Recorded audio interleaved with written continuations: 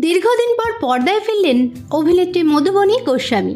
কোন ধারাবাহিকে কোন চরিত্রে, বিস্তারিত জানতে ভিডিওটি শেষ পর্যন্ত দেখতে থাকুন। ছোট পর্দার জনপ্রিয় অভিনেত্রী মধুবনী গোস্বামী শুরুটা করেছিলেন ভালোবাসা.com দিয়ে। তারপর ভানুমতির খেল, ফাগুন বউ, কুসুমদোলা, সাত ভাই চম্পা প্রভৃতি ধারাবাহিকে তিনি অভিনয় করেন। শেষবার শ্যামা ধারাবাহিকে তাকে অভিনয় করতে দেখা যায়। তবে সোশ্যাল মিডিয়ায় তিনি বেশ সক্রিয়। সাম্প্রতিককালে তার নানা মন্তব্য ঘিরে নানা বিতর্কের সৃষ্টি হয়। অভিনেত্রীর নানা পোস্ট থেকে অনেকেরই ধারণা হয় তিনি আর অভিনয়ে ফিরবেন না। তবে সেই ভাবনায় জল ঢেলে দিয়ে নতুন ধারাবাহিকে নতুন চরিত্রে ফিরলেন অভিনেত্রী মধুবনী গোস্বামী। স্টার জলসার জনপ্রিয় মেগা চিরসখাতে এই মুহূর্তে চিরসখায় চলছে টান টান পর্ব।